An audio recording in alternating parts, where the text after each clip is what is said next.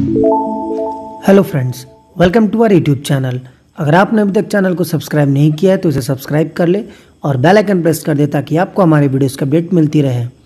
तो चलिए शुरू करते हैं इसी के साथ आज का अपना वीडियो। तो हमारा वीडियो है जीएस टेस्ट पेपर 133 और आज का हमारा पहला क्वेश्चन है, कंसीडर द फॉलोइंग पेयर्स। तो मैच द फॉलोइंग है, एक तरफ टाइप ऑफ अनएम्प्लॉयमेंट है और एक तरफ रीजंस है, यानी तीन तरह के अनएम्प्लॉयमेंट दे रखे हैं और उनके रीजन है कि क्यों होते हैं दे रखा है। आपको बताना कौन सा करेक्टली मैच यानी कि सही सुमेल है। पहला है स्ट्रक्चरल अनएम्प्लॉयमेंट, रीजन है due to change in taste of consumer, यानी कंज्यूमर को टेस्ट अगर चेंज हो जाए, जैसे अभी बाइक का था फिर कार पे हो जाए तो due to change in technology की वजह से स्ट्रक्चरल अनएम्प्लॉयमेंट होता है। सेकंड है साइक्लिकल अनएम्प्लॉयमेंट, यानी due to slowdown of economy, यानी इकोनॉमी में किसी तरीके की गिरावट आई हो। थर्ड है फ्रिक्शनल अनएम्प्लॉयमेंट, यह है living one job for another, यानी एक जॉब को छोड़ के दूसरे जॉब को ज्वाइन करने में जो अनएम्प्लॉयमेंट होता है उसको बोलते हैं फ्रिक्शनल अनएम्प्लॉयमेंट। तो आपको पता है ना कौन सा सुमेल यानी कि मैच सही है। तो इसका सही आंसर है डी 1, 2 एंड 3, यानी कि तीनों ही सही है। ये आप ध्यान से देख लीजिएगा, बहुत बेसिक सी चीजें हैं और यही अक्सर पूछी जाती हैं। तो चलिए बढ़ते हैं इसी के साथ अपने अगले क्वेश्चन की तरफ। Question number 2, any space recently seen in the news in the context of Indian space development is. हाल ही में स्पेस से जुड़ी कुछ घटनाएं चल रही थी इंडियन स्पेस डेवलपमेंट के आईएसडी के संदर्भ में, तो क्या थी आपको बताना है। तो उसका सही आंसर है B, aimed at boosting the private sector participation in the entire range of space activities, यानी कि इंडियन स्पेस डेवलपमेंट ने जो प्राइवेट सेक्टर्स हैं उनको भी इनवाइट किया है जो स्पेस एक्टिविटीज है उसके लिए, तो इसी वजह से काफ़ी ये चर्चाओं में था। तो चलिए बढ़ते हैं इसके साथ अपने अगले क्वेश्चन की तरफ। Question number 3, which of the following is or are the evidence of sea floor spreading. जो सी फ्लोर स्प्रेडिंग होता है वो क्यों होता है आपको बताना है। तीन एविडेंस है। पहला है volcanic activities along the mid oceanic ridges, जो मिड ओशियानिक रिजेस होती हैं उन पे जो वोल्केनिक एक्टिविटीज होती है यानी कि लावा का फटना। सेकंड है increasing age of rocks away from the oceanic ridges, यानी जो रॉक्स होती हैं ओशियानिक रिजेस के पास तो उनका एज बढ़ना और दूर हटना। थर्ड है similarities of magnetic properties on either side of oceanic ridges, यानी कोई सिमिलैरिटी हो मैग्नेटिक प्रॉपर्टी हो ओशियानिक के दोनों रिजेस पे, नहीं दोनों एजेस पे।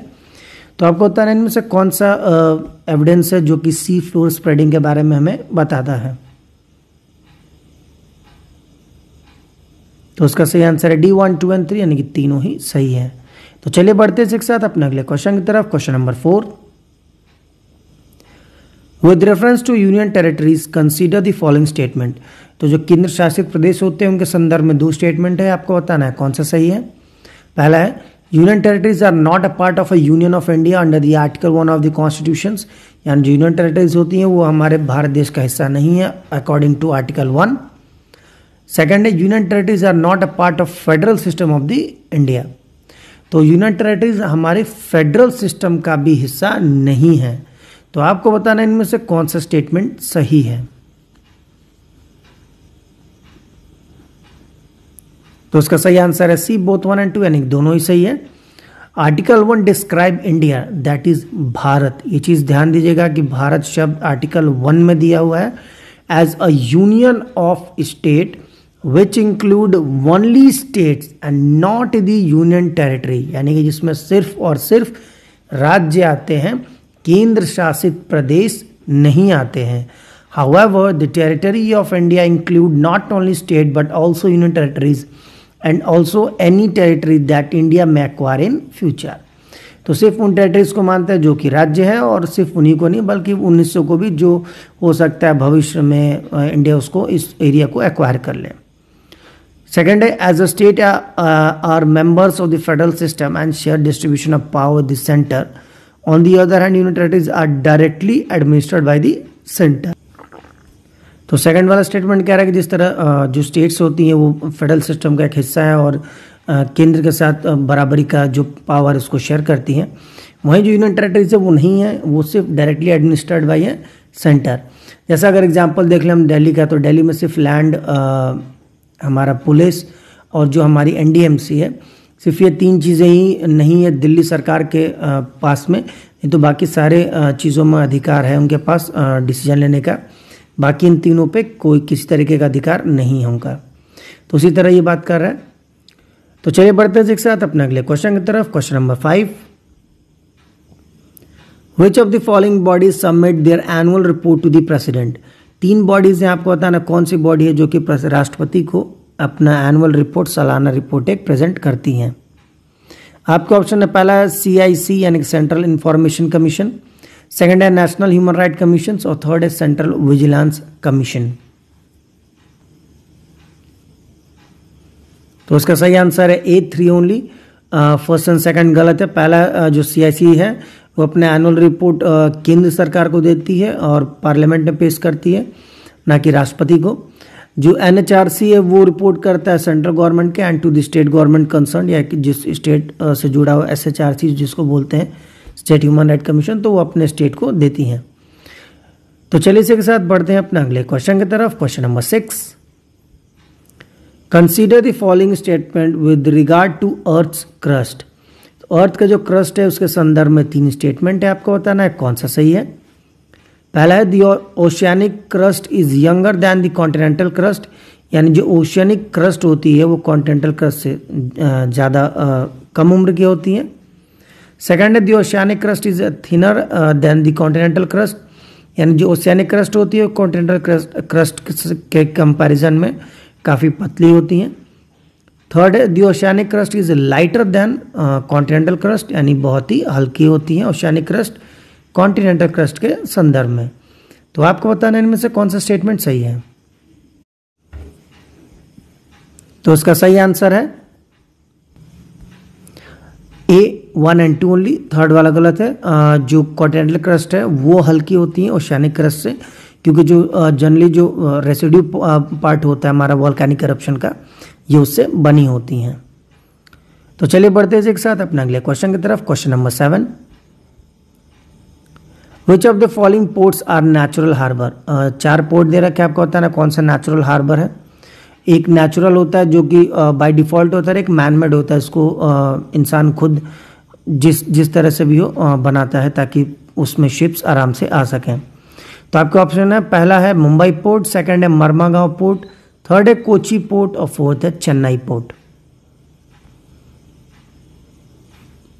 तो उसका सही आंसर है B1, 2 and 3 ओनली। थर्ड वाला नहीं है, फोर्थ वाला नहीं है। चेन्नई पोर्ट हमारा मैनमोड है। ये सबसे पुराना पोर्ट है ईस्टर्न कोस्ट पे। इसको बनाया गया था 1859 में। शिप्स और इसको ऐसा बनाया गया था ताकि जो बड़े शिप्स हैं वो शैलो वाटर में कोस्ट के पास तक आ सकें। बाकी जो 3 है हमारे मुंबई पोर्ट, वो भी नेचुरल हार्बर है। मारमागांव जो कि कर्नाटका में, ये भी नेचुरल हार्बर है। और कोची केरला में, ये भी नेचुरल हार्बर है। तो चलिए बढ़ते हैं एक साथ अपने अगले क्वेश्चन की तरफ। Question number 8, which of the following factors were responsible for the travel uprising during the British rule. कौन से फैक्टर्स हैं जो कि ट्रैवल अपराइजिंग के लिए, यानी जो जनजातीय अपराइजिंग हुई थी तो उसके लिए रिस्पॉन्सिबल है। आपके ऑप्शन है, पहला है the British introduce a new system of land revenue and taxation, यानी ब्रिटिश ने कोई नया लैंड रेवेन्यू जो टैक्सेशन होता है उसके लिए नया कोई सिस्टम लाया था, इस वजह से। सेकंड है influx of Christian missionaries into the tribal area, यानी बहुत सारे क्रिश्चियन मिशनरीज आ गई थी ट्राइबल एरियाज में।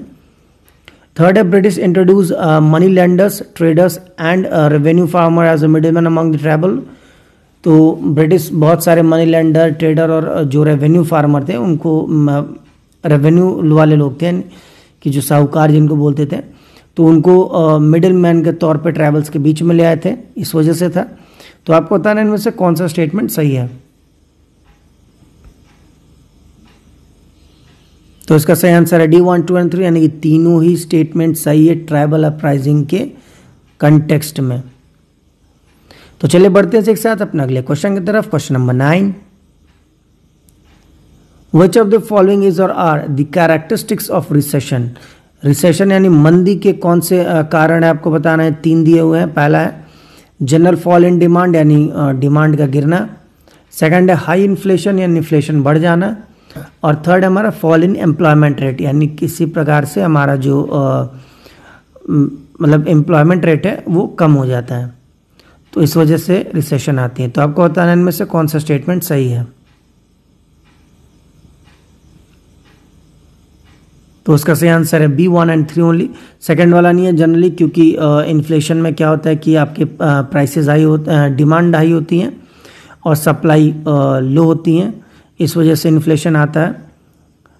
लेकिन जो रिसेशन होता है इसमें सप्लाई एक्सेस हो जाता है और डिमांड कम होती है, इस वजह से मंदी आती है। अब तक इंडिया में ये कभी नहीं आया। तो चलिए बढ़ते हैं एक साथ अपने अगले और आखिरी क्वेश्चन की तरफ। क्वेश्चन नंबर 10,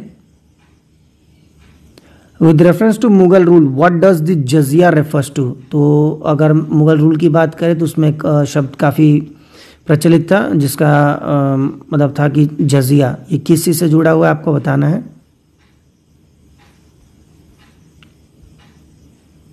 तो उसका सही आंसर है C, a tax imposed on Hindu resident of the territory in return for their protection. तो जो हिंदू लोग थे उन पे एक तरह का टैक्स लगाया गया था ताकि उनको एक सुरक्षा दिया जा सके। तो यही था जजिया टैक्स।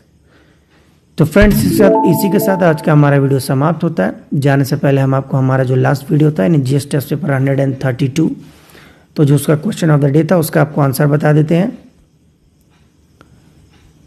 तो क्वेश्चन ऑफ द डे था हमारा, recently the statue of the state of world's forest 2020 has been published by. तो स्टेट ऑफ वर्ल्ड फॉरेस्ट एक इंडेक्स था, पब्लिश किया गया था 2020 में। या किसने पब्लिश किया था आपको बताना था। तो इसका सही आंसर है AFAO एंड UNEP यानी farmer association organization and UNEP United Nation environment programme. तो इन्होंने ऐसा किया था। तो चलिए इसी के साथ जाने से पहले आज का यानी जीएस टेस्ट पेपर 133 का आपको क्वेश्चन ऑफ द डे बता देते हैं। तो आज का हमारा क्वेश्चन ऑफ द डे है क्रीक, एरेटे एंड बर्गचुंद आर। तो ये तीनों चीज़ें क्या आपको बताना है। आपके ऑप्शन है A land forms of karst topography, यानी कि किस तरह की कास्ट टोपोग्राफी होता है। कास्ट का मतलब होता है कि कोई ज़मीन हो उस पर धीरे धीरे पानी नीचे अंडरग्राउंड की तरफ जाते जाते एक वो रास्ते की तरफ बना देता है, उसको कास्ट बोलते हैं। सेकंड है land forms of a glacial origin, यानी ग्लेशियल की वजह से कोई लैंड फॉर्म बना हो। थर्ड है फ्लूवियल लैंड फॉर्म, यानी जैसे कि हमारा उत्तर प्रदेश है का पानी की वजह से जो sediment deposits, fine sediment deposit की वजह से जो लैंड फॉर्म बनता है उसको फ्लूवियल बोलते हैं। और डी है हमारा एरिड लैंड फॉर्म, यानी कि सूखा प्रदेश। तो इसी के साथ आज का हमारा वीडियो समाप्त होता है। जाने से पहले अगर आपको हमारा वीडियो अच्छा लगा हो तो इसे लाइक करें, शेयर करें और हमारे चैनल को जरूर सब्सक्राइब करें। साथ ही आप हमें नीचे कमेंट बॉक्स में हमारे क्वेश्चन ऑफ द डे का आंसर जरूर दें। तब तक के लिए thank you for watching and bye bye.